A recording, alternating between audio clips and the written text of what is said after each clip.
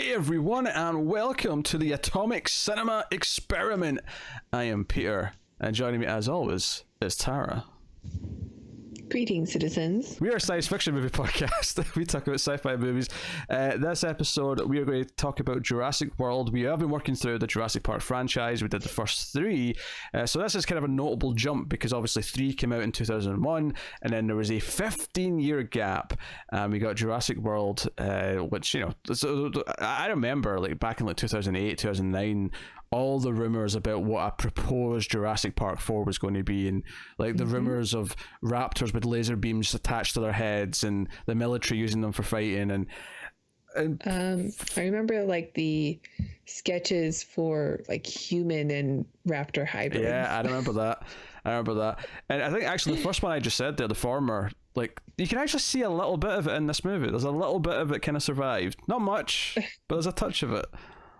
So we'll get into it. I think most people were thinking it had something to do with like the pterodactyls at the end of the third movie, but not really.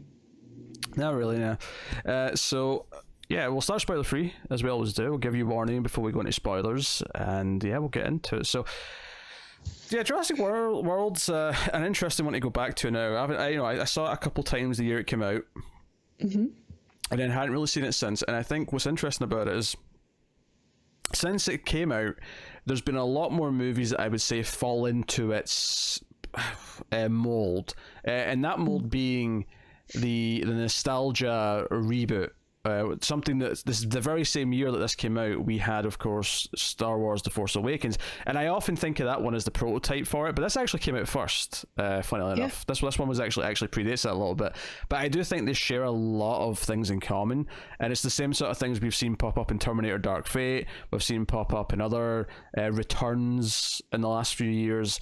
But these are the ones that really spring to mind. And I think going back, because I remember finding this enjoyable at the time. I remember it hitting some buttons that I felt needed pushed, and had a fun time with it. And I think going back now, after I've since gotten sick of a lot of what these nostalgia reboots are doing, because they're kind of using it instead of, you know, building a story in its own right, I was really fascinated to go back and watch this and see, okay, does this actually still feel as fun as it did, or has the other examples of these types of movies coming back and like relying a little bit too much on nostalgia, like is it going to play much worse for me now? So that was kind of my main question going in. I mean, what was your like kind of feelings at the time, and what did you think going into it this time? Yeah, I was always a Jurassic Park super fan, and you know, awaiting the 4th movie to come out.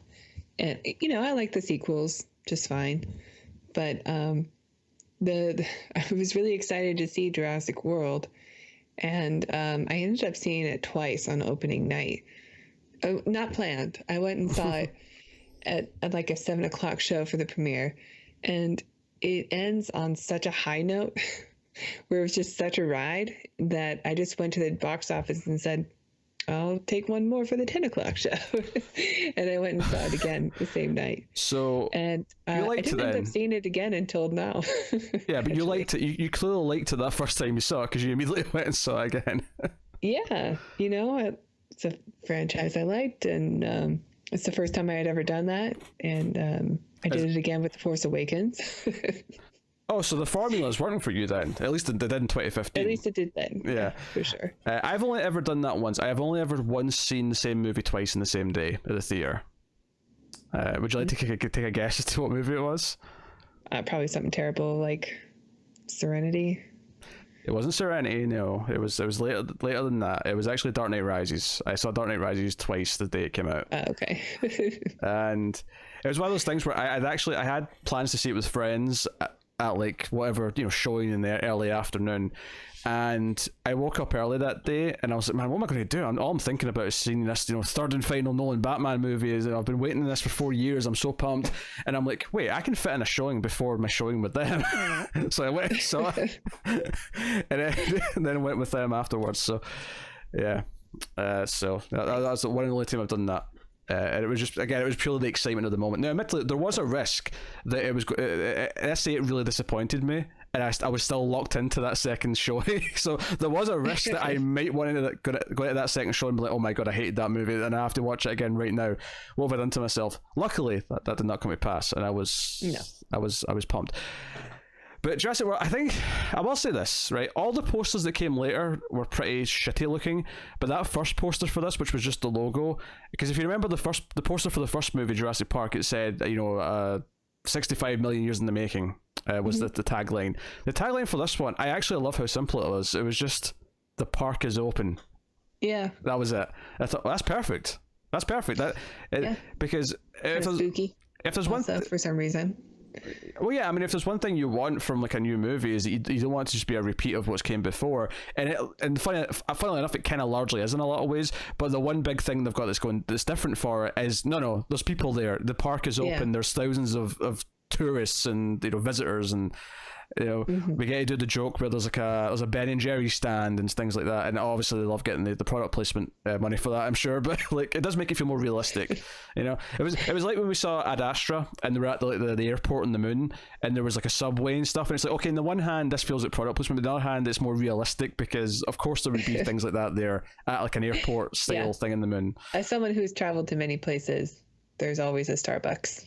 Yeah, absolutely. Always. If I go to the moon and the Starbucks isn't there, I'd be very surprised. Yeah, so it makes sense. And we've got the functioning park. We've got a movie in 2015 with all the technological wonders and all the advancements that didn't have in 1993, and that potentially means better looking dinosaurs. It potentially means bigger things happening and all the rest of it. And we'll get into whether or not that succeeds. But so I guess I just want to ask the question. I mean, actually, I always give the premise. Okay, so the premise is that these two kids, so one's a teenager, one's his younger brother. In fact, to quote the main character, Claire, in the movie, one's about teenage age and the other one's about ish high.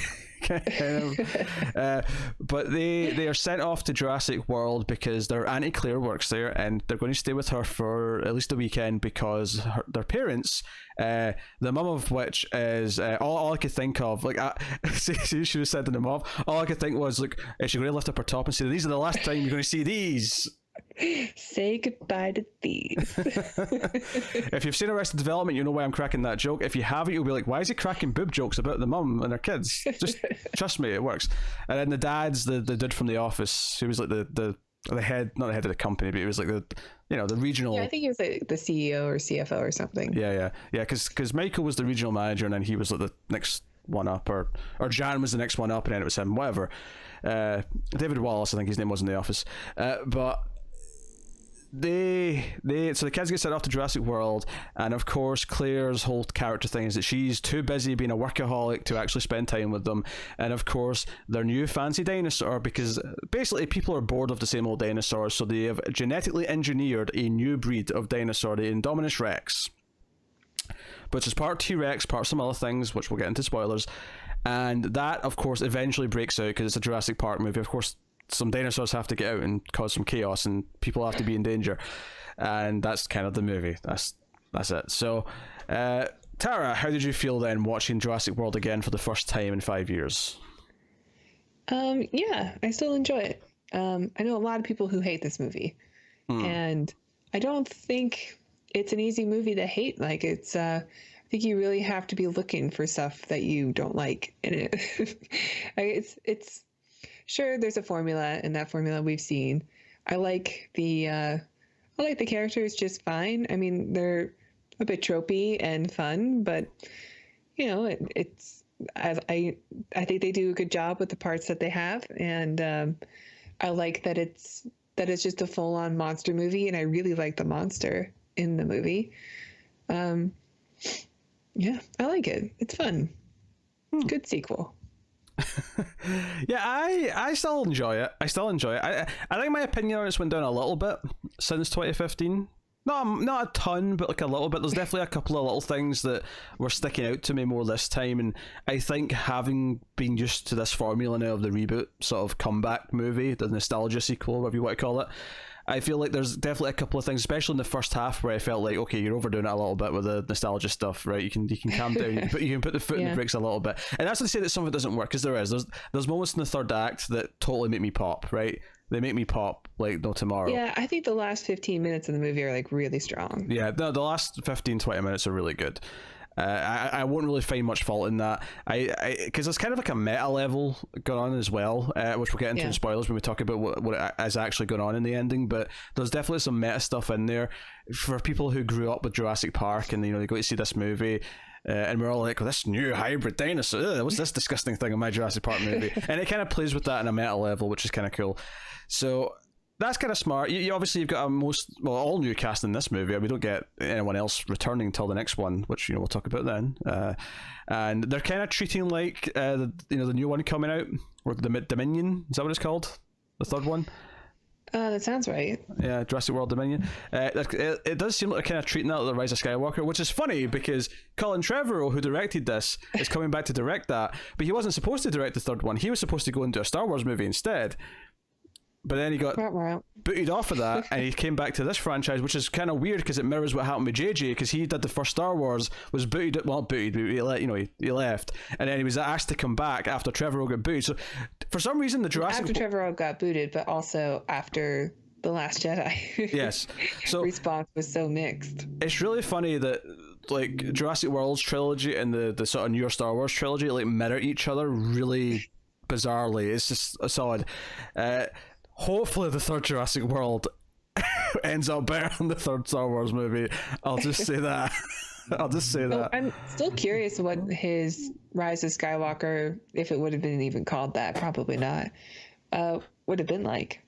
I think I had a different title. I'm sure I saw it online at some point. I can't remember what it was, but I'm sure I saw what the first draft of the script had a different title, the one that he worked on. But is that out for people to read? I actually think it leaked. Yeah, I think the first draft of the script leaked. So people. I'd be curious. I don't think that he's a bad director. I heard that the movie he made after this was just like unwatchable. Yeah, Book of Henry. And was one of the reasons why he was let go. So it must have been pretty bad, but like this movie is fine. Hasn't he done other films, like more indie films that were considered okay also? He did one big one before this, which was called Safety Not Guaranteed, and it was Aubrey Plaza and Mark Duplass, and it was about this guy who put an ad in the paper about wanting to time travel. And I don't know if we'd do it in this show, because I mean, as much as it sounds like a sci-fi movie because he wants to time travel, it's mostly a drama that's about like, is he crazy, or has he actually built a time machine? Okay. I guess it's slightly sci-fi, but it's not like overtly. This, yeah, I mean, I think this movie's well directed enough. It's not. I mean, it's not like standout, like amazing director. I mean, I think there's still a clear bar between this and Spielberg in his prime, which the original Jurassic Park was. Sure. Yeah, I wouldn't put him on Spielberg's level, but I think this movie is pretty well directed. For the most part. I mean, it looks good. There's still that sense of wonder. There's a lot more CGI than the first movie, but of course, I mean, that's to be expected. You can kind of get past it. I mean, it does look pretty good.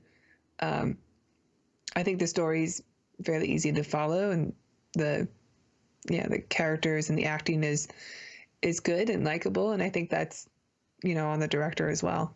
I think the CG looks okay. Like, I remember the trailers looking a bit rough. It got better for the actual movie. I think if I was to, because I do agree, there's that sense of wonder. They kind of shoot the arrival to the park through the eyes of a kid, and it gives it that kind of childhood wonder that you have. I will say there is kind of a weird choice, and I remember feeling this at the time, and I still feel it watching it now. Is I feel like it kind of misses that first glory shot of a dinosaur. Like it kind of, you have this big thing where they get to the park, and it's basking in the tourism of it rather than dinosaurs. Yeah, it takes a long time till you see a dinosaur. And the first time you see a dinosaur is actually the raptors, and it's not like I mean, it gives it a bit of an entrance, but I felt it was missing like that. That the moment in the first one where they see the Brachiosaurus, and it's like that. I don't like that beat for beat thing of that scene. I just mean in the context of we've got all these dinosaurs. It felt, was the first one you saw the raptors or the Indominus Rex? Properly, it's the raptors. I mean, I think you see like an eye of the Indominus Rex or something before that, but you don't see it. I mean, hell, even the first time you see it stomping around, you don't even get a full shot of it. For dinosaurs. Because the Indominus Rex, the first time you even get glimpses of it, or the first time it even like starts killing people and stomping around, they shoot it in a way where you never see the face. It's all kind of still teases, and it's very kind of like we're avoiding showing it to you, which again I thought was weird, because when you do actually finally see the face, it's not actually treated like a big moment. It's kind of like doing it as if there's going to be a big reveal later what this thing actually looks like, and then when you actually finally see it, it's like, oh, it's exactly what I thought it would look like. There's no surprise. So there is a couple of weird. I do really like the design though. There's a couple of weird choices with how to show us the dinosaurs in that sense, and I felt that at the time, and I still feel it now, but that's kind of the extent of my directing complaints, honestly. Sure. That's pretty much it. What do you think of the characters? Because I know that's where some of the big debates, and people who hate this movie tend to hate the characters. The two leads in particular. I mean, I think they're fine. I think, to be honest, nobody really stands out to me, except for maybe the comic relief guy. Like, he's okay. Jake Johnson. Yeah, the guy with the toys and the Jurassic Park shirt. Yeah, Jake Johnson. Yeah. I think he's funny. Like, yeah, he's all right. He's a little bit of the voice of the meta for the film, but for sure, I don't mind. I think he's a good comic relief. I do think some. This time watching it, I did think some of the humor between Claire and Owen, our two leads, which are obviously Bryce Dallas Howard and Chris Pratt. I did find some of the comic relief between them a little bit in the cringy Force side at times in this. Yeah, I mean, they're not my favorite characters, but they're fine. Like, I still don't. I'm not the biggest fan of Chris Pratt, and I know that's like blasphemy. No, I think that's fine. I feel like people love him because of Parks and Rec, right? We brought up Aubrey Plaza earlier. Like, people. Sure, I love Fat Pratt in that too, and I like him in Guardians of the Galaxy also, but he's not my favorite part of those films, and he's a little bit like 90s Brendan Fraser to me, and I think he'll pass.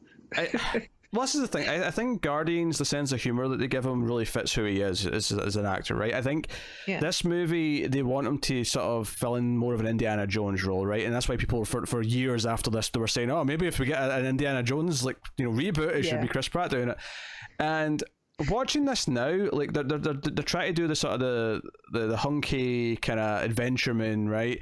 But they're doing this thing where he's kind of belittling her because she's too uptight, and I think I like her more than him in this movie, but I do think they go a bit too far and make it there's like, I could do with some subtlety, and like, okay, I get it, she doesn't have time for like feelings, or doesn't treat the dinosaurs like animals, she treats them like statistics, and she treats even her nephews or like commodities that she can just sort of like pass off to her assistant or whoever. Like, I get what they're doing with it, but I mean, of course you do. It's impossible not to get it because they beat you over the head with it for the first half of the movie. Right.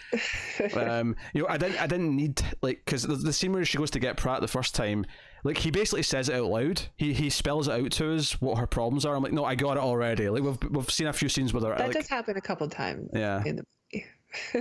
So it does. Here's the thing. So even though I'm critiquing a few things here, because like for some reason I always go at my critiques first, because I guess I like to get out of the way before I praise the things I like. I'm always so positive, so you got to bring things back to the level. Yeah, well, yeah, because I just like you be positive, and they'll think the whole thing is going to be positive, and it will look like hacks. I can't have that. I'm protecting your reputation as a critic here, quite frankly. Thanks. Yeah, you're welcome. So, but like, what was I going to say? I was going to make a point, and then you something about how you're critiquing the movie.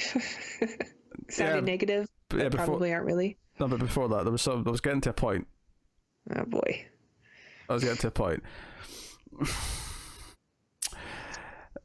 Damn it. Damn it, you son of a bitch. I'm trying to read your mind. You're going to talk about Giacchino. Giacchino? Oh, the music's wonderful. The music, yeah, mwah. Like, I think I remember, because I worked at a movie / music store when the movie came out. I think I remember the soundtrack having really funny names.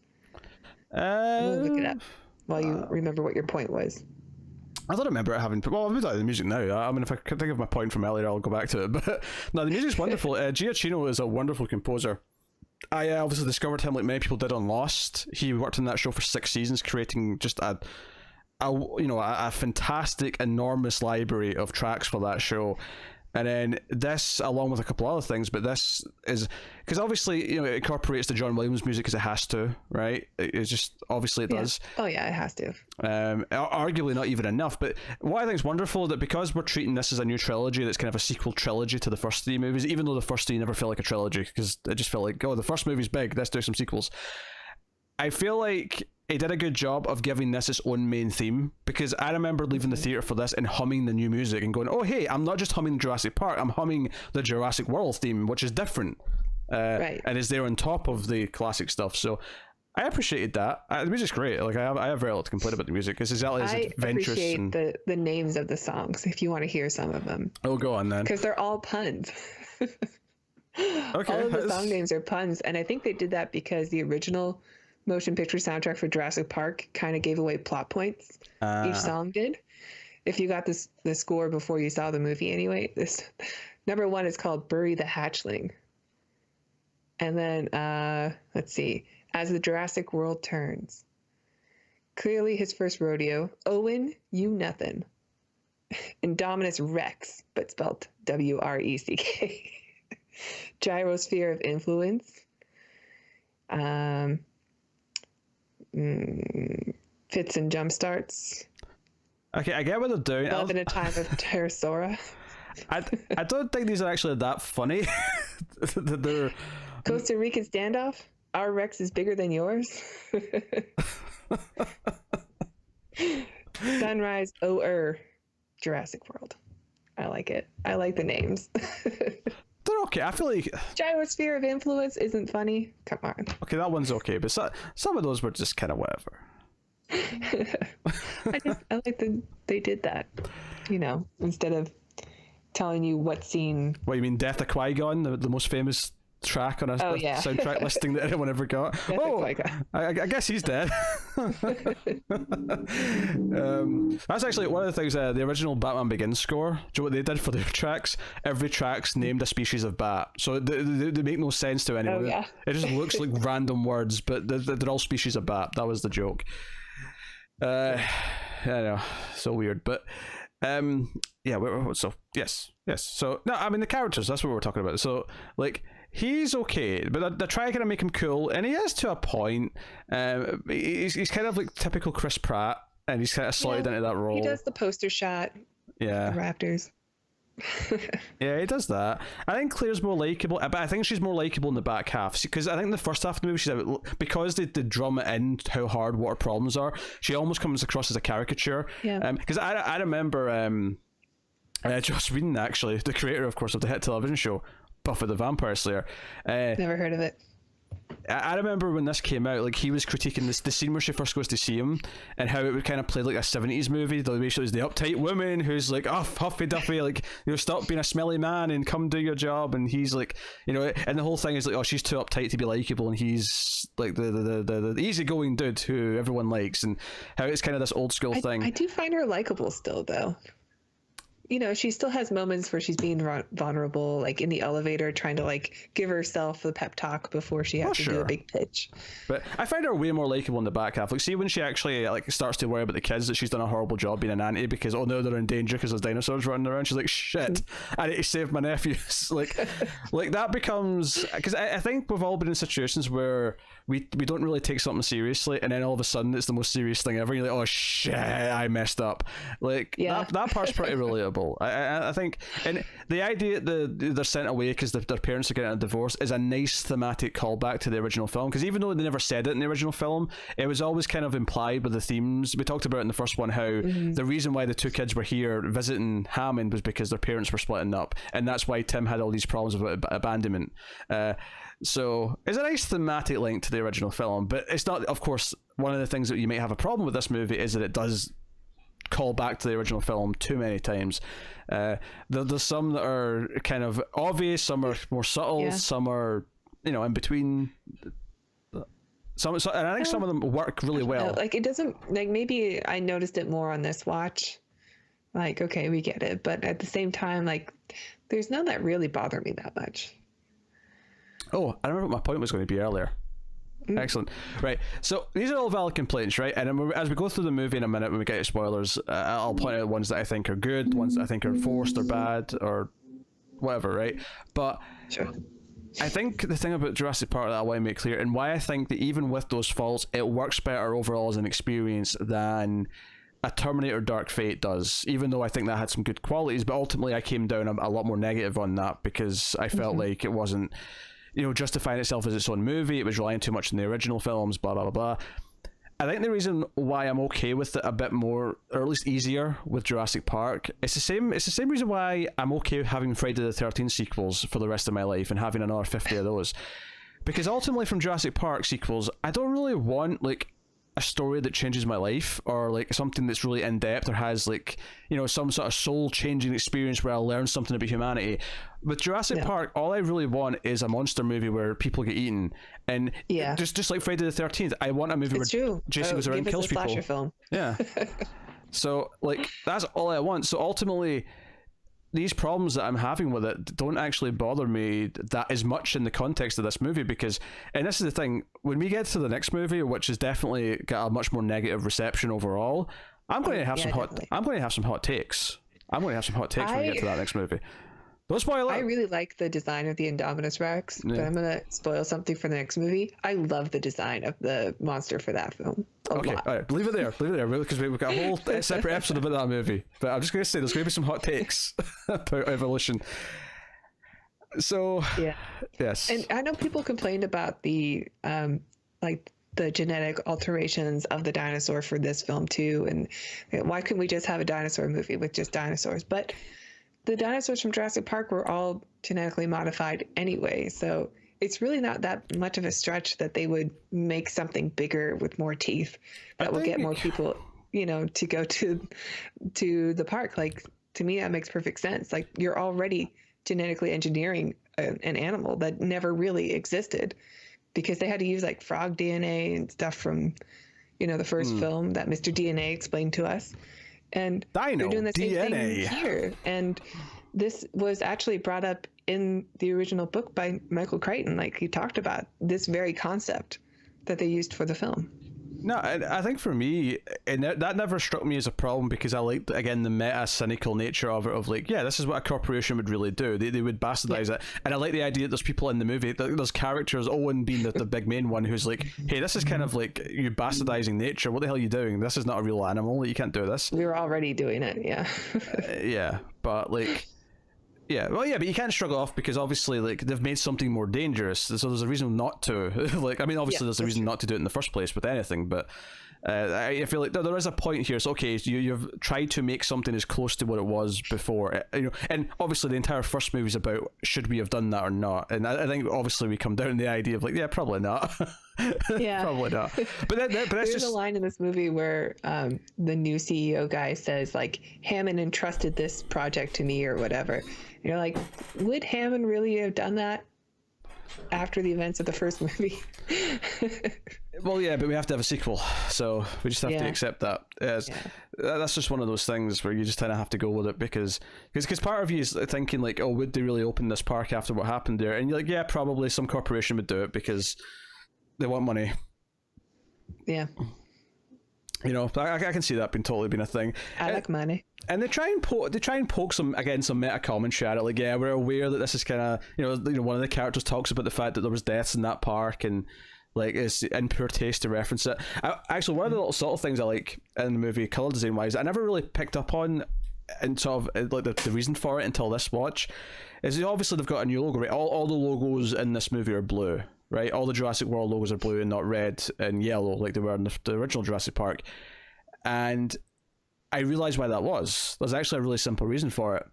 It's to make sure, not just to have a new shiny logo to differentiate it. The reason for it is because whenever they encounter like a relic from the old park, you immediately know it's from the old park because it's different colours. It's that simple. They want it to be visually obvious the second you see something that's red and yellow. So, oh, that's from the original park. So when you see them wearing that t-shirt, you know it's the old park. There's no mistake in it. Right. So yeah, simple little idea like that is really smart. So yeah, props where props are due. So is there anything else I want to talk about before we get into spoilers? Vincent D'Onofrio looking like he's walking towards a barbecue table every time he walks into a room. How do you not like Vincent D'Onofrio though? Like, he's so good. It's the way. There's a couple of times where he's sort of holding his belt with one hand. It's like he's like holding his pants up as he's walking to. Yeah, I'm going over to the barbecue table. I love Vincent D'Onofrio. I mean, between this and Men in Black. Oh, well, really, after Men in Black, I'm going to love him forever. I feel like I didn't really clock that was him in Men in Black until we went back and watched it, because I didn't know who Vincent D'Onofrio was when we first watched that. It's so unlike him. Because this was the same. He's also very slender in the movie, but Men in Black. But this was the same year as Daredevil, which was probably the first time I really knew who he was. So this came out, and then Daredevil came out, and then this came out, and it was like, okay, so here's Vincent D'Onofrio, and then when we went back and watched Men in Black, I was like, okay, this is him, like all these years ago, looking really different. I mean, most people probably know him from Full Metal Jacket, which he wasn't really slender in that film either, but. but that's so long ago that he looks, he's a young man in that movie. Yeah, that's true. So, it looks so different. Plus, I've only seen that once, and it was a long ass time ago, so I don't remember him. Yeah, well, he's pretty memorable. He's part of the best part of the movie. Yes. So, but someone was asking, because I've been doing those tiered videos every so often recently, and someone said, "Hey, would you ever do a tiered Kubrick episode?" And I'm like, ooh, I totally would. You have to watch them all again. Yeah. Well, not even just that. I'd have to watch Spartacus and Barry Lyndon for the first time, because I've not seen those two. Oh, you've never seen Spartacus? Nope. So I'd have to watch. I haven't seen Barry Lyndon either. I think that's another war movie. Yeah, you've never seen Eyes Wide Shut, so you've got two as well that you've not seen, at least. That's true. Have you seen The Killing? I don't think so. That's a good one. I like that one. That's like pre-Passive Glory, right? Is that his first movie? I don't know if it's around. I think it's the 50s as well. I don't know if it's probably before Passive Glory. Yeah, I've got the Criterion. It's a really good movie though. It's about a group of robbers who rob a bank. That's good stuff. No, I haven't seen it. But anyway, so we should maybe I'll watch it since I'm at home for a while. Not going to say why. Yes, under quarantine.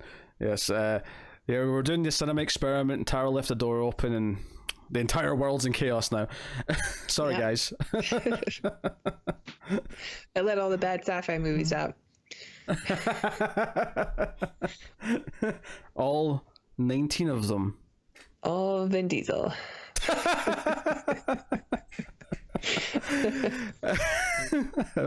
Okay, so don't make light of the situation. Before we go into spoilers, though, I will take this time to thank our patron producers for the month. Thank you to David Short, Alison M. Fordyce, Cindy Palacios, Tyler Hess, and Talking Superman. They're all patrons at the $20 or above tiers. That's what makes them patron producers. However, you don't have to be a $20 patron, do you, Tara?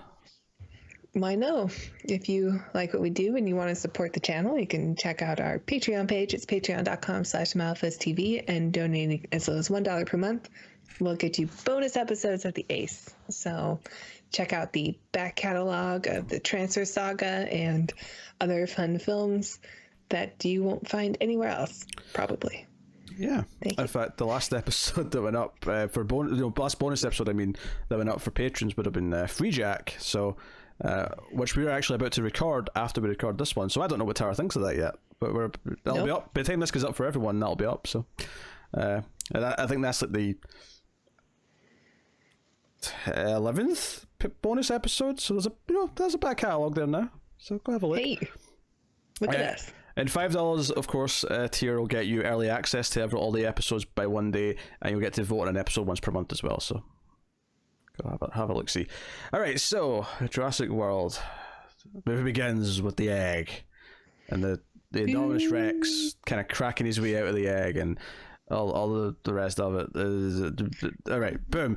Do you like the transition of the bird's claw? You get the close up of the bird's claw, but you think it's a dinosaur, but then the camera pulls out and it's actually just a bird. Because it lands with like a thump. Yeah, they give it the T-Rex sound effect. Yeah. Hope you enjoyed my sound effects. Yeah, I liked it. It was fun. Yeah, we introduced the two kids, Max or is it Zach and someone? I think it was Zach and someone. Zach and Gray. Grayson. Yeah, just Gray. That's what he's credited as. So yeah, Zach and Gray, and they're off to the airport, and the parents send them off, and we get the sense that the parents are, in a rocky spot. She pulls some sass and says, "Say goodbye to these." Oh boy, I love Arrested Development. Yeah, I feel sorry for Judy Greer because I literally can't see her without thinking of her lifting her top up and saying, "Say goodbye to these." I know that, and as a CGI ape. Yes. Yeah, but I don't really. Yeah, I don't see her in that, so I don't necessarily. It's not. Whereas the visual of her lifting her top She's off. Mrs. Caesar. Oh, I know, but you don't see her. So it's not like I see her and go, "Oh, I recognize her from Planet of the Apes." Well, no, but I recognize her from watching all the behind the scenes. Oh, sure. That's a different thing. That's very different. So, yeah, so they go off, and we get the big, I do kind of like that it gives you all the steps of the journey. Not necessarily the plane part, because it's just, you're flying to Costa Rica, but, the boat to the island, going into the hotel, and of course the impersonal touch of having Kate McGrath with the iPad just saying Zach and Gray. Yeah. Yeah, she actually went on to become Lena Luthor in Supergirl, so most people know her from that now. And I remember when she was cast, I was just thinking, was that the one who got that really over the top murder scene in Jurassic World? Because that's her legacy in this movie. Rough. It's I love it. Yeah, I love it too. It's so over the top. I mean, it feels really out of place because it's the only death in the whole movie that's this elaborate and over the top. Yeah, and it's for a character who's not that bad. No, it feels like this is what Vincent D'Onofrio's death should have been this, because he's the one that you are supposed to hate because he's a dick the whole movie. He's earned this death. She Yes. She's just doing her job. She's she's been nice enough. It's not her fault. She's been chosen to be the babysitter. So, yes. And since we've mentioned it, okay, she gets picked up by a pterodactyl, gets tossed to another pterodactyl, who then flies her out to the water, drops her in the water, and then tries to pick her back up out of the water. But then the Mosasaurus. Thank you. The Mosasaurus eats her and the pterodactyl. The only thing that was missing was lots of blood. That's the only thing I feel is missing from some of the there was deaths in zero this. blood. Yeah. There's one close up of blood splatter hitting something on its own, but that's it. There's no blood coming from bodies. I mean, obviously there's little cuts and scratches and stuff, but I mean, there's no. Brad Bird was a monorail announcer. I'm looking at the IMDb. I did not know that. Yeah, Brad Bird was the monorail announcer, and Colin Trevorrow played Mr. DNA. Dino DNA. Hello, John. Did you notice the statue of Hammond they've got in the main center? Yeah, he's like the Walt Disney of the park, because Disneyland has that too. Yeah, got a statue, and I did love that Mr. DNA popped up on one of the screens. Yeah, just for a second. That's one of those little things where I'm like, okay, I happily accept this callback because it's perfect that it's still there. It's perfect that that stuck around. The moments that kind of if Joe one bugged me actually this time watching it, and this character's inclusion actually bugs me a lot, is B.D. Wong's character, Dr. Wu. I kind of hate him in this movie. I do have things to say about his character. Yeah. So this is the funny thing, is that I know him, even though obviously I knew him from Jurassic Park first, because that's the first movie I literally ever saw in the theater. Obviously his role in that's really small, and he's been on Mr. Robot, right? He was a big character on Mr. Robot, so now I think of him as White Rose first and foremost. But so he shows up in this movie, and he's the only returning character from the original films. Mm-hmm. And I feel like they did this thing where he's kind of like an evil dickhead in this movie, partly so they can sort of slay IDs for the next one, but I felt like his introduction, they went out of their way to kind of introduce him the same way as the first movie, where someone's talking about the egg, because Claire's showing some investors or possible sponsors for the dinosaur, right? And she's going around, and when someone asks about the egg or the dinosaur, he sort of walks and goes, "Oh, we don't breed them," and I'm like, you're just trying to mimic the way he because the way he came into the conversation in Jurassic Park, the original, was just like that, where Alan said something about the dinosaurs and he said, oh, we don't breed them, and in fact it's almost the same line. He actually, I'm sure the word breed is in his first line of dialogue, except that he's like immediately comes off as evil. Yes, maybe it's just like the Steve Jobs turtleneck that he's wearing or something. But like his character immediately comes off as, wait, is he the bad guy in this? Which is weird because when I saw it in the theater, I was just like, why is BD Wong the bad guy or Henry Wu? Yeah, it's one of those things where they're just doing it to try and connect it to the first movie, even though the character in the first movie, there wasn't even a hint that he was anything other than just a normal, likable dude. Like, there was nothing. I mean, I guess he could have been seduced by money and power. Yeah, we're all capable, but just it felt like a stretch. Yeah, so that was like one of those first moments when I was watching it this time where I went, oh, that introduction felt kind of forced, and it was like, hey, it's just like the first movie. I will say this, I love that they don't show the T-Rex until the last 20 minutes. I love it. I loved it. I love how excited the kid is to see the T-Rex too. He goes to the T-Rex paddock right away to try to like get a glimpse of the feeding, and it's shot in a way where you can't see him. Yeah, because we don't get the because I was talking about the wow moment when they see dinosaurs properly for the first time. We don't really get to see that until they're in the gyrosphere, which, and I can kind of justify it actually, because one of the things with the kids, to just sort of stick with the kids first for the sort of the first half of the movie, is that the older brother Zach, he is, I think he's the older brother. Let me just double check that's the older one because I'm not entirely sure. Yeah, the older one, Zach. Like he's very dismissive. He just wants to stare at girls. Which, by the way, I love that the younger one kind of calls him out at one point. I'm like, what are you doing? You're just staring at them. What's going to happen? He's going to trick them into walking over to you. And the girls walk away, and he blames the younger brother. Like, he ruined it. But it is a little creepy. I had this intense stare. Don't get me wrong. The first time he sees them, and he kind of stares because he's like caught off guard. That's a relatable enough moment, right? Because he's like, oh, pretty girl, oh. But the second time, like, okay, this is the second time you've seen them, and you're just staring again. This is now in creepy, like, I'm watching you territory. It seems to be like a different girl every time, also, which is such a teenage thing. Oh yeah, it's definitely a teenage boy thing. So it's not like it's unrealistic for his age. Yeah, after his big goodbye with his girlfriend that took forever, and which he seems so not interested in as well. Like he's so done with it. But he's not interested in anything. He dismisses his brother. When his brother actually starts crying at one point because he's worried about his parents getting divorced, he's like, just deal with it and grow up. We all have to grow up at some point. He's very dismissive. He's very mean about it. And there's a moment when they go to see the Mesosaurus where they're in the stands, and he doesn't care until it jumps out and he sees how big it is, and he kind of like smiles for the first time, and it's like, oh, he's actually been awed by this huge thing that he's like, okay, dinosaurs, whatever, but actually seeing the size of this thing made him break his teenage bullshit character that he's putting on. Right.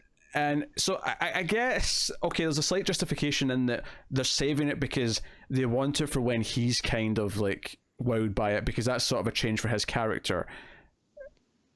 But it is still kind of weird in the context of the whole movie, because by that point we've already seen raptors. By that point we've seen glimpses of the Indominus Rex. Like, it's just kind of, it's a weird pacing thing. Like, even in the trailer for Jurassic World, like, it ended with that big mosasaur like eating the great white shark, and like when the trailer was over, you talked about that scene, not all the dinosaurs you saw in the beginning.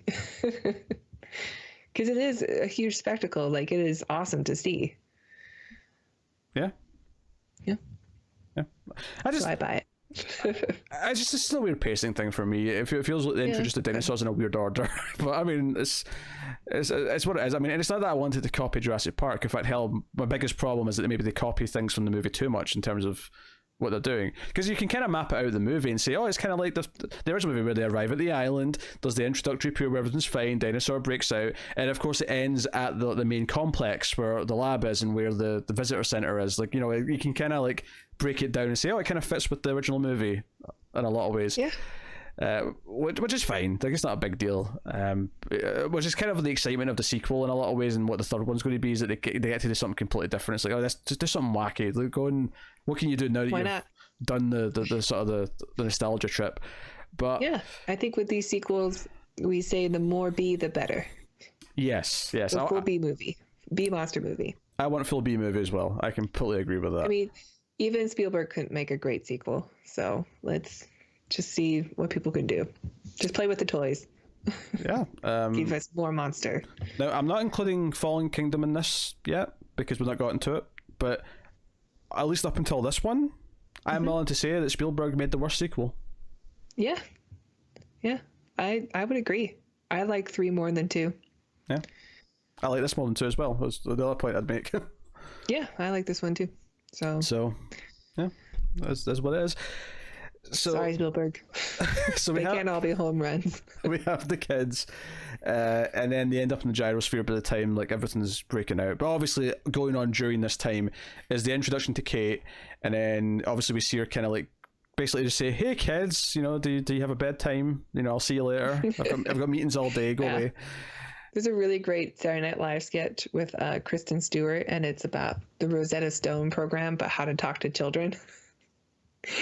it's really good because she's so good at playing awkward. So like her talking to these little kids, like, "Hey, so you wear clothes? Are you bad at talking to children?" And just 4 easy weeks with the Rosetta Stone. Anyway, it's really funny, and this scene kind of reminded me of that. Just her awkwardness, like she really has no idea, like she's so out of her element when it comes to like entertaining her own family. Which is, you know, interesting. Yeah, she I mean that's a character, right? She that's kind of her whole thing, the whole movie. Yeah. But we're interested to her, and we're interested in the idea of this new dinosaur, and she's showing the new boss man, Majrani, his name is, and of course we get a scene in the helicopter. This is one of these things where like I was really happy to see it in 2015, but watching it now, I'm like, yeah, you really wanted a shot of the helicopter flying around because that's how Jurassic Park started, was with the helicopter arriving on the island. Yeah, you wanted to see the island. I mean, you got the island from the boat, but you wanted to see the island. It was. I mean, let's be honest. They did this because they wanted to have that main theme play as the helicopter landed. That was the reason for this. Yeah. That was the sole reason, and there was a lot of jokes from him about because he's getting his license. He's not quite passed his test yet. He's getting one. His test is like next week, so he's kind of a shaky landing. This is one of those scenes where I felt that they hit it over the head too much with like her character, because he says, "Oh, how's the part doing?" She's like, "Oh, well, we're down, we're up 2%, which is not as good as the projections, but it's still better than last year." And he's like, no, how are the people? How are the dinosaurs? And she's like, "Well, people's happiness is at 90% and up, steady, and we have no way of measuring the dinosaurs." And he sort of turns and goes, "Of course you can. Their eyes." And I'm like, okay, I get it. like his the first question, or the second question, I suppose, when he says, no, how are the people, how are the dinosaurs, and her response to that was all you needed. You didn't have to have him like sort of really point it out, like, no, they're living beings, Claire, they have feelings. Yeah. So it's one of those things. I want to share an experience. Okay. So an anecdote. So you're on an island. A scene that we sort of talked about, but not really. When Claire's like showing off the new dinosaur to the investors. So you're on an island with dinosaurs. You're wearing high heels. You get shoulder length hair. You get the whole shebang, right? Go. Yes, I rocked the red hair. But when the Indiana Jones ride in Disneyland first opened up, I got to go and was super excited about it. And the ride itself is, it's great, but the real impressive thing was the lineup for the ride, because they built this whole like tunnel system with all these like ancient looking scripts on the walls. And when they first opened up for like a year, they used to hand out these cards where it would be like a translation card, so you can match the symbol with the letter on the card, and you can decipher what all these different messages are throughout the entire line. And the line's like, it's a long line. I don't know how many like feet it is, but it takes a little while to get through. So there's a lot of messages, and about 80% of them are advertisements for AT&T. That is the most pathetic thing I've ever heard.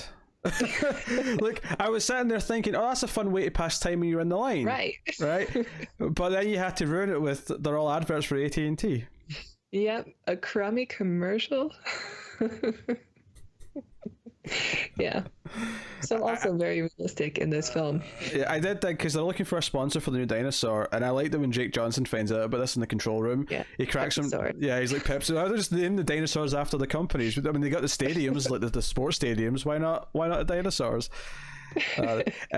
Joe, so obviously I remember like one of the bits of trivia at the time when the movie came out was like, oh, he's got Ian Malcolm's book on his desk. That was like a thing.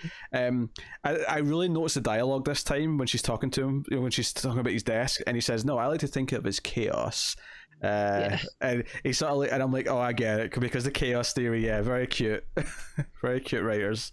He's just, he's us. He's the fanboy who's just excited to be there. Yeah, which it's one of those things where I'm like, I'm of two minds. Like, do I want that character in the movie? Like, I get the purpose of having someone who represents us, but at the same time, I'm like, is it just too far? Is it a bit too? I think it's appropriate for the film. I don't know. Like, if it was in the second movie, I would have been like, okay. Well, he's back in the third one. Oh, in the next one? Yeah, he's back. He's coming back for the third one. Okay. Yeah, all the cast of the original movie are coming back. It's like the Avengers of Jurassic Park movies. Everyone's coming. We're in the end game now. We're in the end game. The T-Rex is going to have to put on the gauntlet, the Infinity Gauntlet, and erase all the dinosaurs. Oh, it's the tiniest gauntlet ever. It's going to be like the end of T2, where the T-Rex is going, no, we can't exist. There's one dinosaur brain left. And they're going to have to lower him into the lava. As the piano theme, like.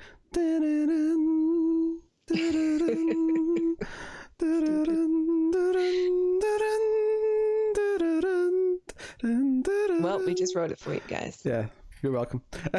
So, no, I think it works because it's Jake Johnson.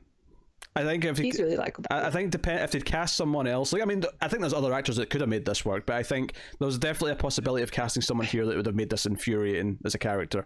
But Jake Johnson's pretty likable. All the jokes really worked for me with his character. Like, even though I knew it was coming, like the "why'd you have to make a personal" line worked in the theater, and worked this time for me at home. Yeah, that was a good line. The attempted kiss on his coworker, also pretty funny. Like, funny. Yeah, I kind of like that he still went in for a hug afterwards. He's like, well, okay, well, I mean, we still work together and I might die. Let's go for a hug, shall we? Yeah. It was a nice moment. So yeah, she seemed cool with it. Yeah. Yeah, I liked having it. It was nice having someone to bounce back to throughout the movie who's in like one place. I think that makes it work.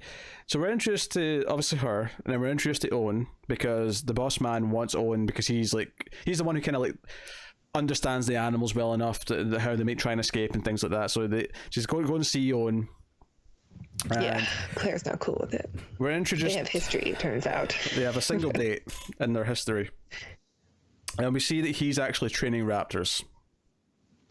He's training Blue and the other three raptors with commands, and this is one of these things where this scene does get a little bit hurt on repeat viewings because the scene that introduces him and then introduces the idea. Hold for the poster. Sure. Hold for the trailer. But hold for all the advertising. The scene that introduces him is also the scene that introduces the villain Hoskins, which is Vincent D'Onofrio's character, and the idea that he wants to use raptors as soldiers, which is absolutely moronic. How do you expect to control them? This is insane. And it's also the scene that has this big action sequence where someone falls in the pit and he has to jump in and do his thing, right? And I'm like, there's so much in this scene. Like, you could this could have been 2 scenes at least. Come on. Calm down. Because see, if you actually pay attention to the clock, you don't actually get to meet Chris Pratt's character until at the 20-minute mark. It's actually quite a bit into the movie. Because we have all the introduction from the kids coming to the island, and then it switches to Claire, and we introduce all Claire stuff, and she takes the boss man to the Indominus Rex. It's not until after all that we finally get to him. It takes quite a bit of time to get to him. Yeah, and then they have to have their second meet cute fight. Oh yes, where she comes to get him at his little hut, and he's cracking dumb man jokes, I guess. It's fine. Like, It's fine. It's fine, but it's uninspired, I guess, is what I'd describe that scene as. Yeah, that's probably true. I don't love these characters as much. I don't know. Like, maybe I love Alan Grant and Ian Malcolm, but like the rest of the characters from the first one, I don't really like that much either. Like, Laura Dern is fine. The kids are fine. You like Hammond, do you not? Yeah, I like Hammond. I like Nedry. Joe, I think it is. See, okay, you've just said like 5 people. Joe, I think it is. And I think this is maybe like, I don't know if it's like a thing of the era or a thing of whatever, but I feel like in this movie, while it works as a B movie, and that's how we kind of enjoy it, I think there's an effortlessness to the characters in Spielberg's movie for the most part, where they're not. It doesn't feel like they're trying too hard to make us care about characters. No, they feel more real. Yeah. Whereas this movie, I kind of like you say, even with Jake Johnson, who we kind of like because it's Jake Johnson. Some of those jokes do kind of feel like, see, wink, wink, audience. See, you know, he's witty, wink, wink. Like, it feels like they're really trying. They're trying to make Chris Pratt this likable rogue. They're trying to make, you know, some of these characters be the way they are. And whereas when you go back and watch the first movie, I feel like, you know, like Alan's just Alan and Malcolm's just Malcolm, and it doesn't feel like they're trying really hard to make us feel, you know, like obviously they want an effect and they want us to care a certain way about these characters, but it doesn't feel like they're trying really hard to the point where I'm noticing it. And maybe that's just better writing. Maybe that's just a case of the script for that movie, maybe the direction as well, and how the director's, you know, directing the actors. Maybe that's why it comes across that way. But I definitely feel like a little bit of a try-hardness to the characters at times in this. Yeah, I can see that. Which, yeah, I mean, if you compare the characters, the characters from the first movie feel a lot more just genuine, like real people, and even the quirkiness comes off as just, well, that's just Jeff Goldblum. But yeah. And these ones feel like they're trying to go for a character, trying to go for a shtick. Mostly Chris Pratt, to be honest. Oh, the kids are fine, but they're... The kids are fine, yeah. The kids are kids. Yeah. They just play kids. Whatever. They were fine in the first movie, they're fine in this movie. Yeah, like, in a way, I'm not harking this too much because I feel like I still quite enjoy the movie. Oh, look, Tower Force. I still quite enjoy the movie, so I don't want to like really tear it down for this, but there's a reason why Jurassic Park is a movie, not just because it's the first movie with these sort of lifelike dinosaurs, at least, you know, in the context of the time. There is something that actually makes it a really solid movie that's, you know, well made, and I think it's worth pointing out why this movie, you know, apart from anything else, you know, there's reasons why it is more of a B movie, and that's one of them, is that the characters do feel kind of, you know, just like they're there on paper to service the plot and what we're doing, but they're not necessarily, you know, have what those original characters did. So yeah, I would agree with that. So once we're introduced to those two characters, she takes them to the Indominus Rex, but it's not there. It plays a trick on them. It tricks them because so we find out in this scene, much like the characters do, that it can hide its heat signature. So it makes them think it's not in there, which makes Chris Pratt, you know, Owen and a couple of others go inside the paddock, and then they realize, oh no, wait, it's in there. Now, I do think it's interesting that it waits until the other characters realize that via tracker that it's still in there before, because, you know, there's a good minute or two of Chris Pratt and the other two guys like in there looking at the scratches in the wall going, do you really think it climbed out? I don't know. It's one of those like horror movie like contrivances where no, it didn't strike until the characters started to realize that it was in there with them. I don't care. No, I agree. I don't care either, but I'm pointing out. Damn it. I like this. I like the idea of these being Friday the 13th films. Oh sure, no, I agree. Yeah, just go with it. Well, that's how we justified the Spinosaurus sneaking around like Michael Myers last movie. Even the first movie was guilty of that though, which again we brought up the idea the T-Rex, you know, the footsteps cause earthquakes, so sneaky until it needs to sneak up on something, and then it's just there. Especially when like a big part of the plot is that you can hear the T-Rex coming. Yeah. Slow steps that cause like rippling in water. It's one thing to be inconsistent. It's another thing when one part of that is like something you focus on and really point out and say, hey, look at this as a plot device. And then, surprise. And then I'm just thinking about the T-Rex doing jazz hands, like, surprise.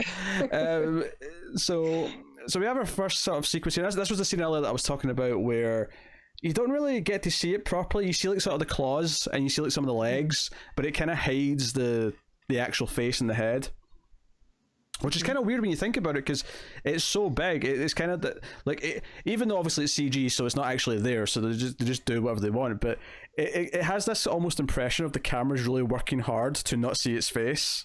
Yeah, that's the effect you get. I don't know, it's weird.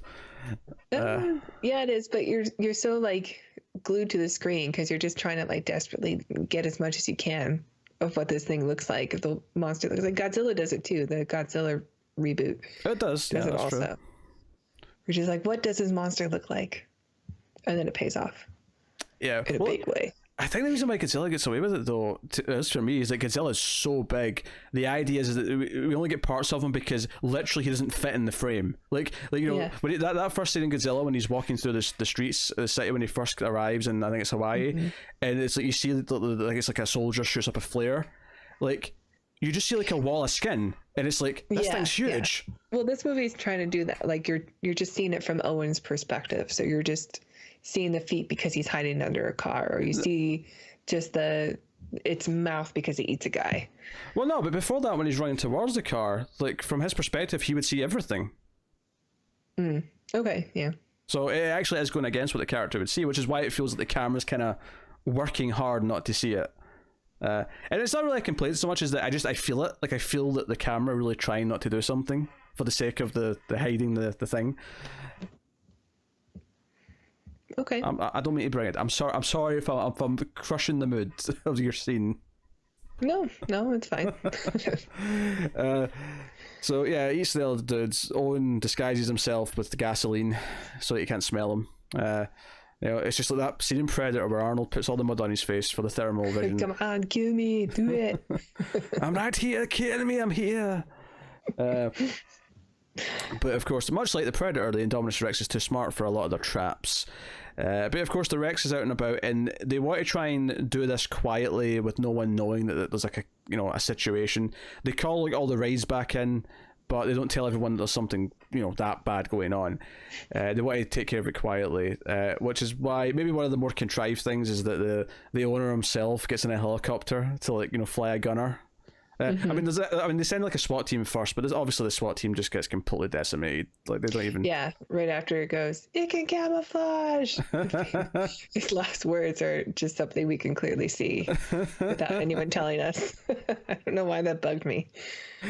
Yeah, so that's one of those movie things. I guess you could argue that it's more for the characters on the other end of the comms, like our main characters hearing this, and so that they know that it can do it. It's not something that really comes up a whole lot again after this, though, bizarrely. Not really. No, it's just there to justify why they couldn't see it the first time. Yeah, and I guess why it was also hiding very well in the paddock itself when they were, lured in for the trap. That's what it is, I suppose. But they have this, and obviously, as this is going on, the kids are in the gyroscope, and this is when we actually finally get to see some Stegosaurus, some Triceratops. And we get to see the baby Triceratops earlier because you see the little toddler, like a petting zoo. Yeah, little toddler petting zoo where the kids can ride the Stegosaurus. But we see some proper Triceratops. But you see some proper Triceratops and Stegosaurus, and I don't think they're Bronchosaurus because they had different heads, I thought. Yeah, so it's a Apatosaurus. And the Jurassic Park had Brachiosaurus, but to be honest, I think the science has kind of changed since then, and I think they all may be the same dinosaur. Just with different heads. Well, I think paleontologists are just, they only work with what they got, and they keep digging up more stuff, and it might all actually be the same dinosaur. Yeah, but they all have like slightly different head shapes, so that's why. I don't know. Maybe not. Maybe not. Well, how did they mistake? Well, hon, if they thought the head looked like this in one dinosaur, then. But apparently the Brachiosaur is no longer a thing. I don't know. All I'm saying is okay, they're the same dinosaur, but their heads are different enough from individual to individual that they thought there was different species. That's all I'm saying. I don't know. I can't answer this for you. I know what your train of thought is, but it has a completely different head with the nose like up top. But maybe that was a mistake also. Maybe they're actually the same dinosaur, and I don't know. Okay, I don't know who to trust then. It's your fault. Everyone's lying to me.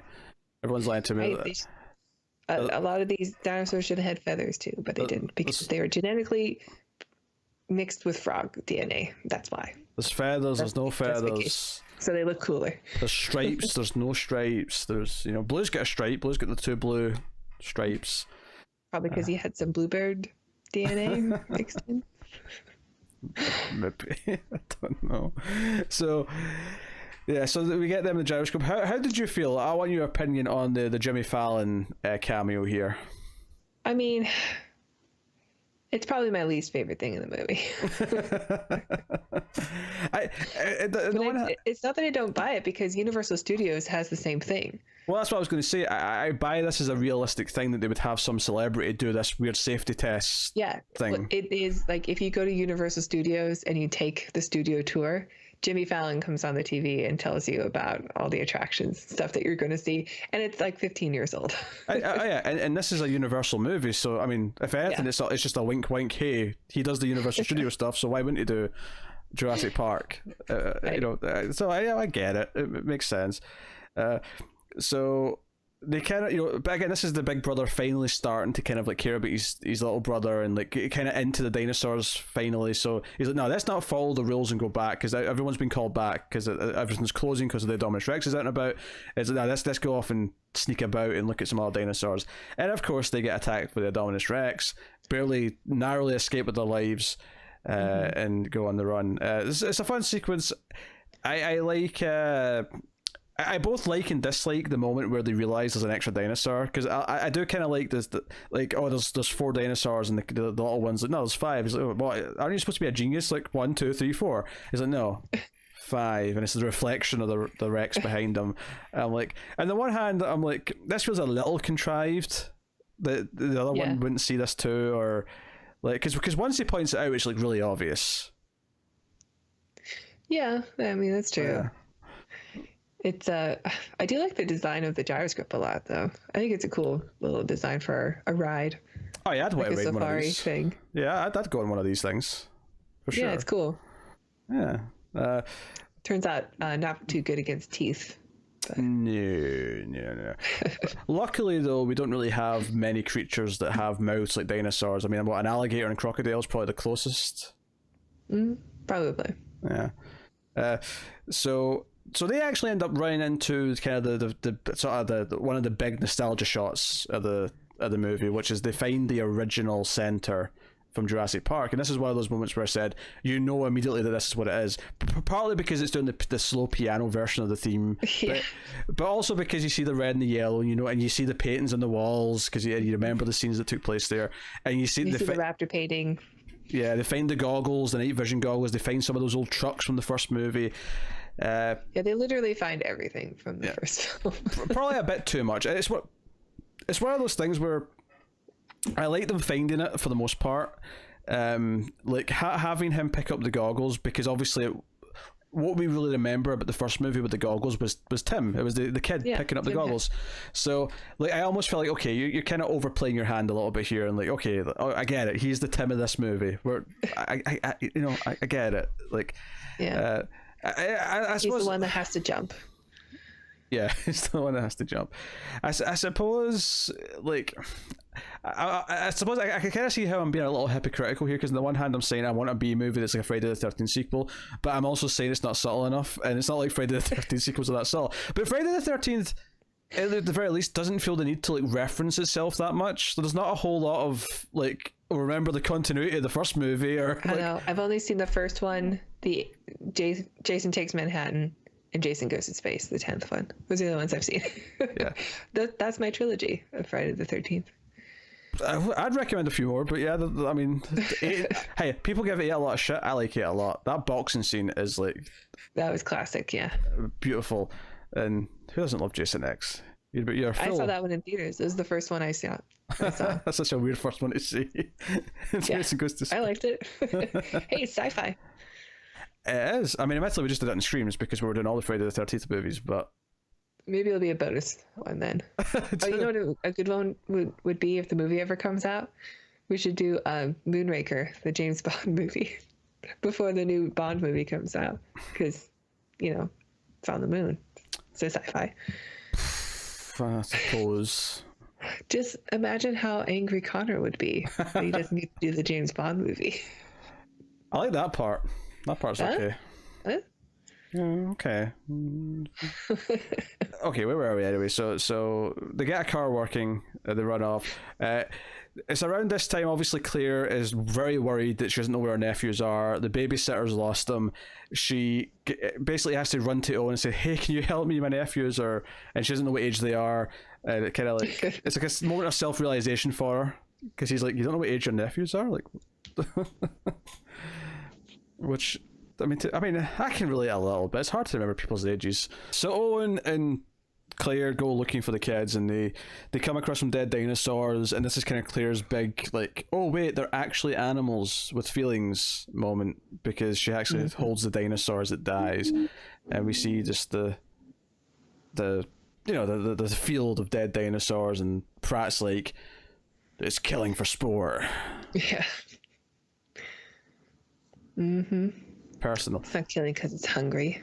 Well, I think what's beautiful about that is that it clearly sets it up apart from the T-Rex, because the T-Rex, well, it did seem to go after everyone. There was never like this idea that it was only doing it because, it wanted to kill things just for the fun of killing. It was always, it eats things, it eats people, so it's going to eat them.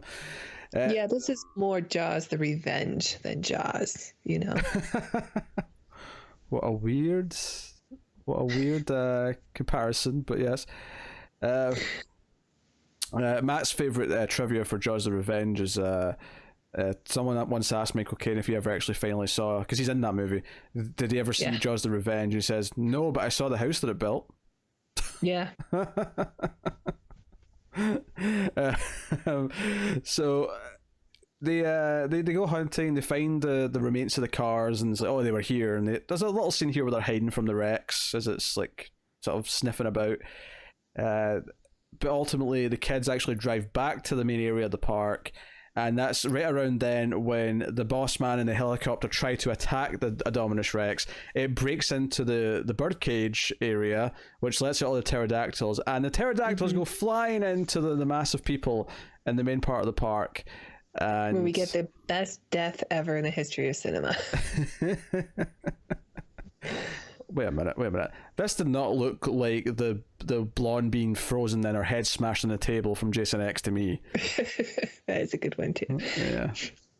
I know my deaths. This one's up there though. It's pretty good. For a movie that's PG-13 and not even meant to be a movie with kills in it, like, good kills. It's so brutal. Yeah, it's a pretty brutal scene. So... It's just why...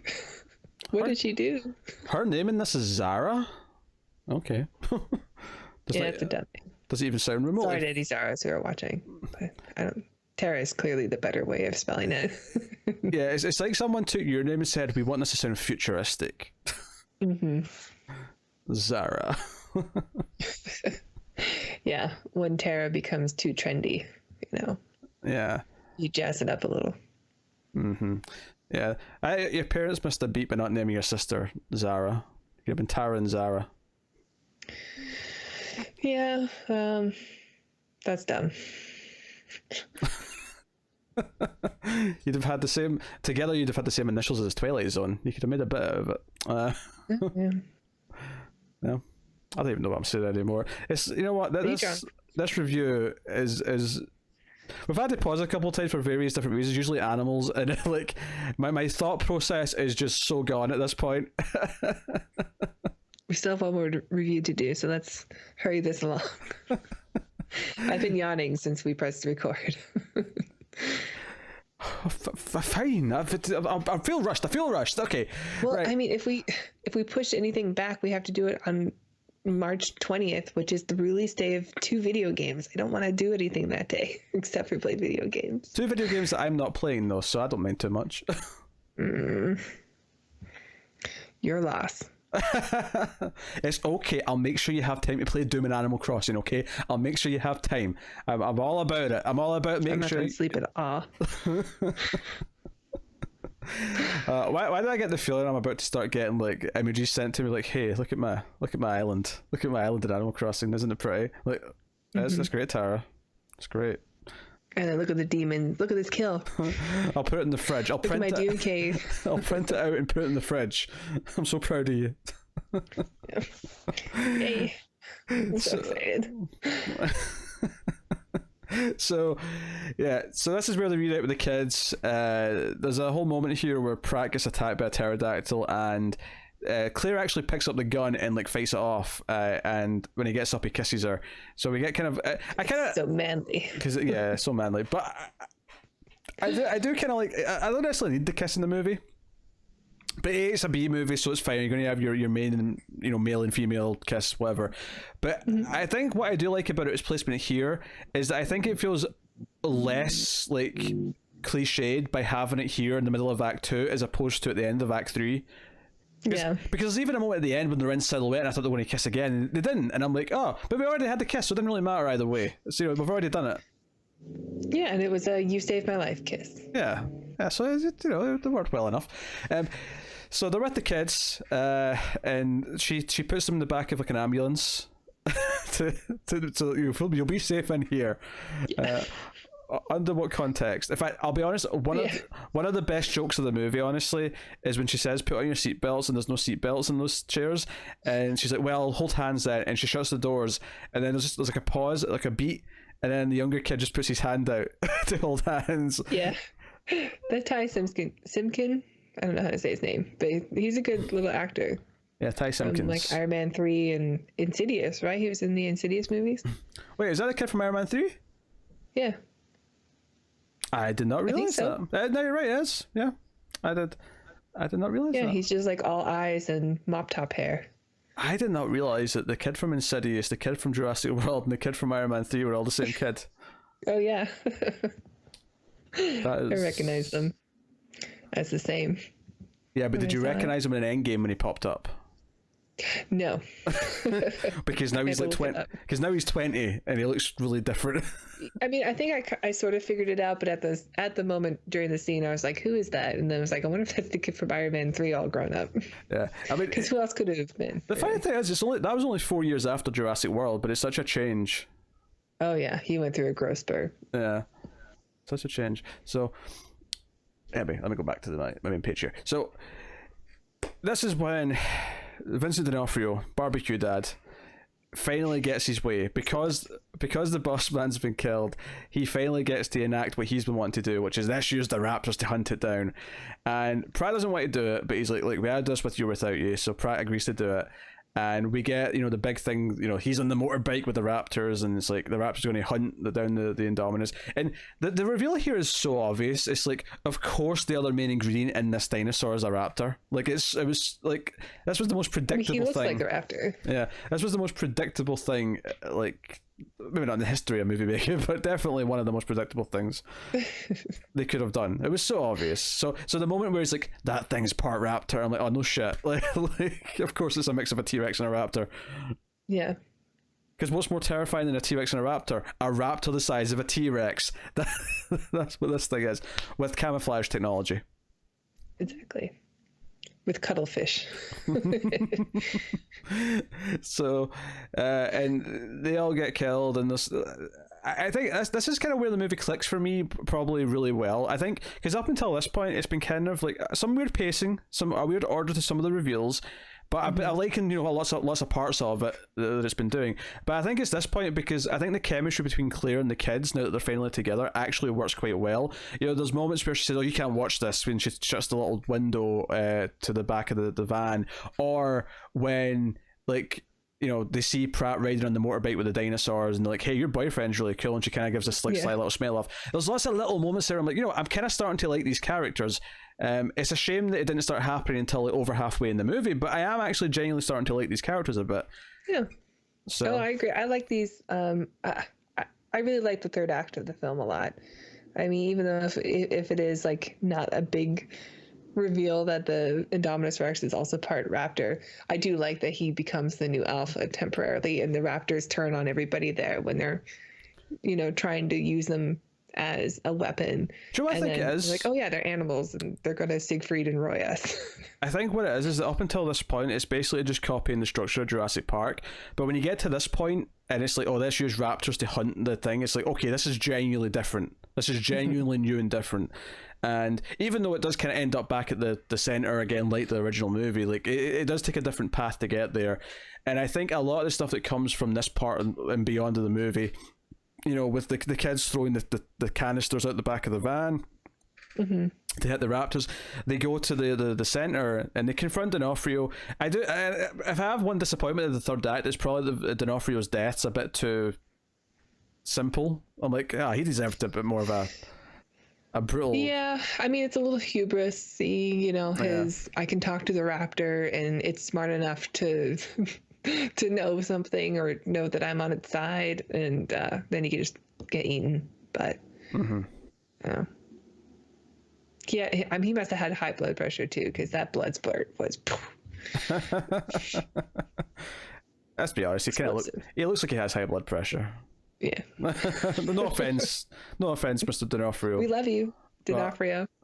But you have the shape of a man with high blood pressure.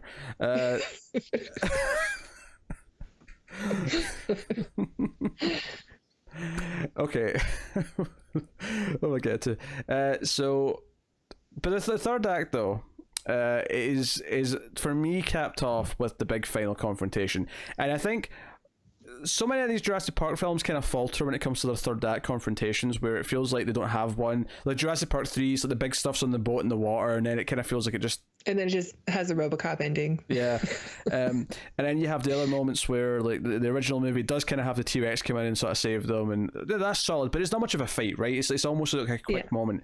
Whereas this kind of paid off kind of the promise of that, where we're going to properly get like a fight. Like it's all...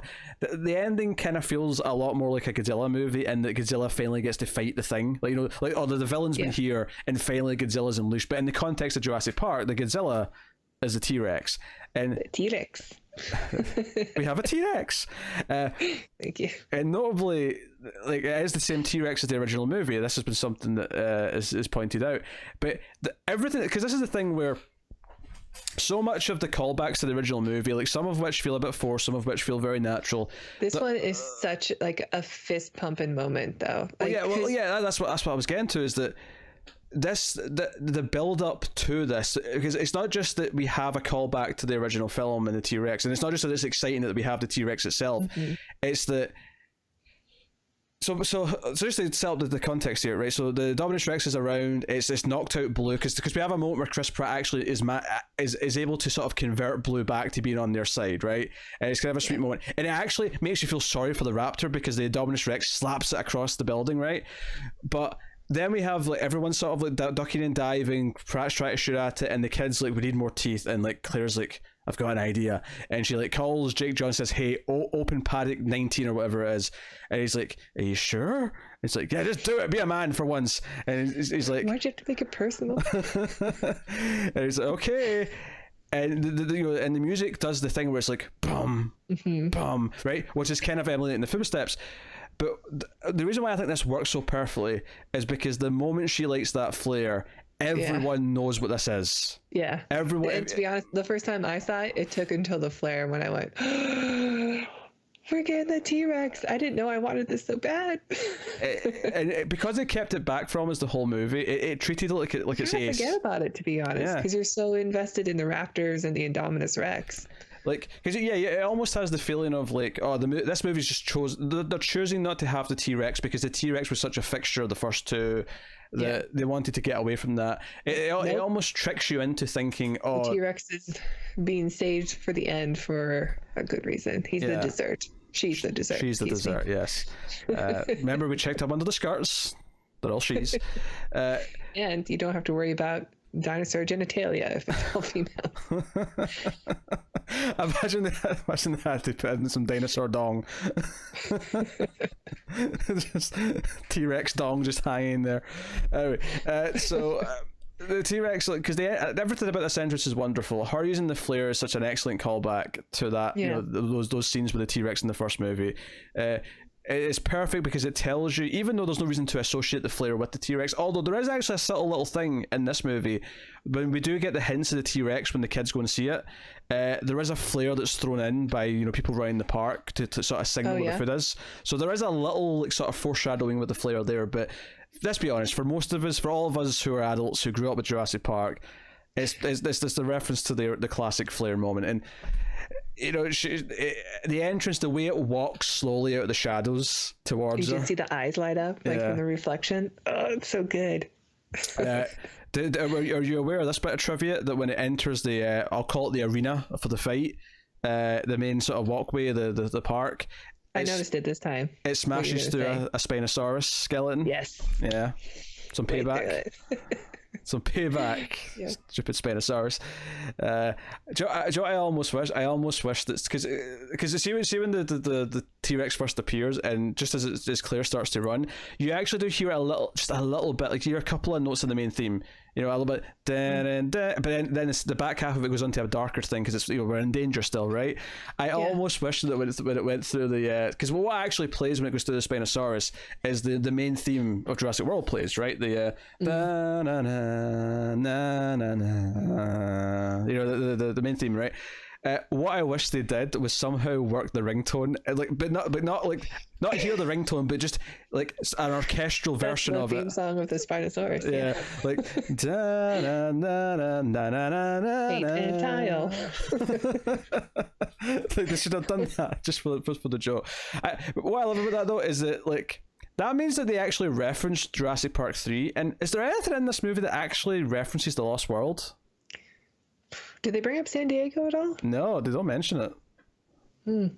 And yeah, it's just interesting. It's like, I mean, it doesn't canonize Jurassic Park 3 because they don't actually. I mean, it's just like a joke more than it is an actual, you know, plot point. But still, it's fun. Well, did Malcolm write the book after the first one?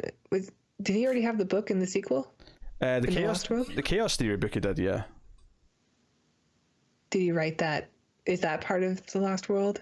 Is that the only reference to The Lost World? No. The book that's on the table is the book they already written for in the first movie. Oh, it wasn't the book that he wrote about his experience on the island? No. It was the Chaos Theory book. Okay. Because the book that they talk about in the second movie, the one that sort of joked about in the third one, is the one that he wrote about dinosaurs, I think. Yeah. Yeah, so take that as you will. But the reason why this works so well at the end is because what are the two dinosaurs you remember from Jurassic Park? The first two that spring to mind. You think of the T-Rex, you think of the Velociraptor. And what this final fight does is that it takes the T-Rex and the Velociraptor, the OG dinosaurs. This is Godzilla and Mothra teaming up. Down Ghidorah. Yeah. This is the thing. I wasn't sure how well this was going to work for me this time. Obviously, the T-Rex entrance is great. But Joe, the moment I popped for it again, and I wasn't expecting to really care this time, but I still did. It's the moment where the T-Rex is almost beat, and you just hear the squeal of Blue, and she runs in like a kamikaze, even though she's this tiny little Velociraptor. And it's like, they're tag teaming. I love it. They kind of wink at each other at the end before they run. This is like glorious B-movie monster action, and this is where, like, I think, like, if it didn't have this third act, I think my opinion of this movie would be a lot weaker overall. The third act is so strong. It's what makes it. It's what makes it all click and work for me. It's what made me like get out of the theater and go, bring it around again. Yeah, I want to ride it again. Because I still popped for it. I still had so much fun with this final fight, and there is that meta thing of like, okay, this new abomination's going down, but the original two dinosaurs teaming up against it, and of course the actual kill shot comes from the Mosasaurus who jumps out and the Deus Ex Mosasaur. No. This is the Samuel L. Jackson kill, not the Samuel L. Jackson kill from Jurassic Park. Admittedly, it's the Samuel L. Jackson kill from Deep Blue Sea. Deep Blue Sea. But Samuel L. Jackson all the same. That's up there with Best Death also. I love Deep Blue Sea. I think that's close enough to sci-fi. We could do Deep Blue Sea at some point. I'm pretty sure that's more horror. That's a Screams movie. Nah, they're genetically engineered sharks. All right. They make them super smart. That's the whole point of that movie, is that they've made the sharks smarter. That sounds like a Patreon bonus. I mean, I'm okay with that, but I'm just saying I think we could do Deep Blue Sea. Plus, it has the single best one-liner in the history of movie making. Hold on to your butts. No. You ate my bird is the single best one-liner. Well, Anyway, do you like the ending of Jurassic World, I suppose? yes. Yeah. Yes, it's the greatest.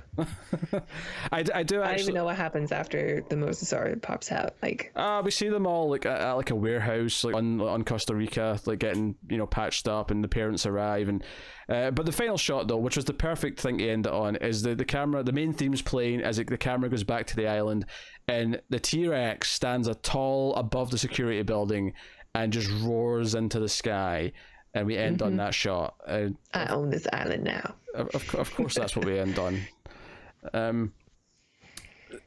Jurassic World is not a perfect movie. Jurassic World has a lot of things where you can poke at it and say they're trying to be cool with these characters, they're trying to be cute with this thing, and not all of it works. Yeah, but like there are people who just genuinely hate this movie, and I don't get it. Like, it's so fun. How do you leave the theater after that third act and go, well, that was a letdown? Like, what were you expecting? I have to imagine that people who hate this movie just don't like B movies. Like, I have to imagine they don't like movies the way we like some goofier movies. They can't do. Yeah. Like, I think it's fun. It's not like we're coming out of this saying, "Hey, that's up there with like the Terminator." We're not. Like, there's a gulf of difference. We're not saying that at all. I don't know what's going on. Yeah, Tara froze there for a second for the audio listeners to know why we kind of paused there for a second. Yeah, like I think the movie like does have its faults. There's definitely some pacing. What is this noise? What are you doing? I've got a bag of stuff that's on top of the cable to plug in my computer so that it stops freezing. There we go. Sorry. Done.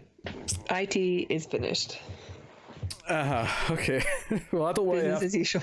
I don't want to have to cut another chunk, so I'm just going to go with it. Right, it's fine. Right, there's some IT in this part of the episode.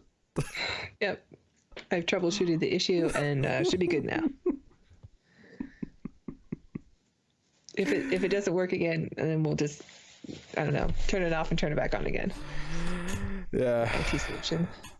Yes, and knowing Tara, she'll not tell me she's going to do that. She'll just do it mid-recording. So, that's Jurassic World. That's the movie pretty much. I'm impressed actually. I didn't even do a Hammond line until Tara prompted me. I held it in. How about that? I know. Restraint.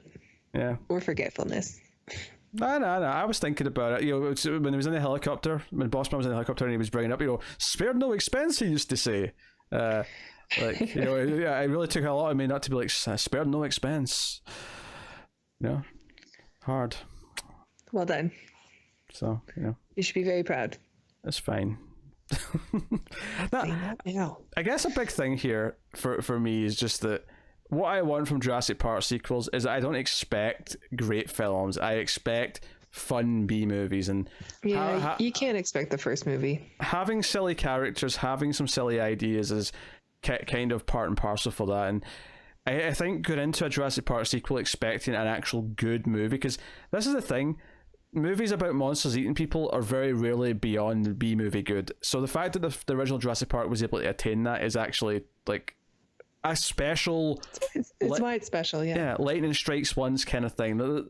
It's never going to happen again, and I feel like, if you go into, people who only want to watch the original Halloween because that's the masterpiece, I get it, because it's night and day above everything else.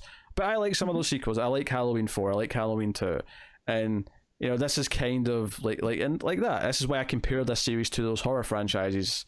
It's like, I'm not expecting gold from these sequels. I'm expecting a silly fun time with dinosaurs. Yeah, I'm excited about the new one, and if they make another trilogy after that, I'd be excited for those too. Oh yeah, we'll talk about our hopes for the new one once we've done Fallen Kingdom. But sure. I have to admit though, I always have to double check in my head before I say that name. I'm like, was it Fallen Kingdom? Was that a title? Yeah, it's not. It's not a memorable title. Is my point. Yeah, not really. Yeah. That's okay. Jurassic World 2 would have just been A much better title, but Would have been fine. they're scared of numbers now, apparently, for some reason. Even Jurassic Park 5 would have been fine. Yes. Well, I'd be annoyed now because they'd switched to world. See if they call it Jurassic World 2 : Jurassic Park 5. That'd have been funny. I mean, I don't know. It's better. You don't want to be like the Xbox, where you just like, well, we just had Xbox One, even though it wasn't the first one. So what do we call it now? Actually, do we go with colors or Omega? They should pull a Rambo and call it Jurassic Park : Jurassic World 2. Yeah, or just make like episode 4, What? Star Wars: A New Hope. It's episode 5. Don't call it episode 4.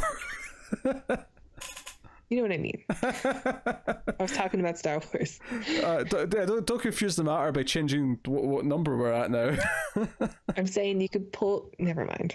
Okay, fine. So you're saying it should be Jurassic Park episode 5, Jurassic World 2, Fallen Kingdom. Yes. Perfect. What's not clear about that? Oh dear. So what we should do is see for like when they bring it back again after, because they've had Jurassic Park, they've had Jurassic World. The next one has to be Jurassic Land, right? That's the other theme park title. Jurassic Park Land. Yeah. Either that or they've franchised it out and there's more than one, so you call it Jurassic Parks. Jurassic Planet. Jurassic Planet. There you go. That's going really sci-fi with it though. We'll see. I suspect they're going pretty sci-fi in the next one. So, what's your theory then? If they do Jurassic Planet, is it that we've evacuated because dinosaurs have taken over Earth, or have we shot? Yeah, it's like a World War Z film, except with dinosaurs. Well, no, I was thinking more Planet of the Apes. Or is it the opposite? We have jettisoned the dinosaurs off to another planet because they were too dangerous. So now they've claimed Mars or something. They can't live on Mars. It's just an example. All right, fine. Some planet light years away that we found it was habitable. Oh, so we have like a portal system, and we invent portals in order to get rid of the dinosaur problem. It was a dumb joke, and Tara's picking it apart with science. Like, they brought back dinosaurs from the dead, all right? Are you really questioning this part so much? I think it's in my right, yes.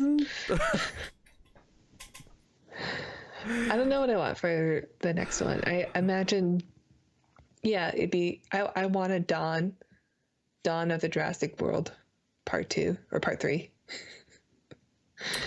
No, the next one's done. The last one has to be War for the Jurassic Planet. Yeah, but I want the Dawn where I want it where like, okay, dinosaurs have taken over, but it was kind of man's fault. And so you want to root for man, but you sort of root for the dinosaurs because they're cooler. But they have to work together to like stop Koba. Wait, is Andy Serkis playing the T-Rex in the next one? Is that what's happening? I mean, I'm surprised he hasn't played him already, to be honest. I've just seen him on stilts, but also with his arms in like this, just like he's on stilts, just going around like rawr, rawr. Andy Serkis is the best.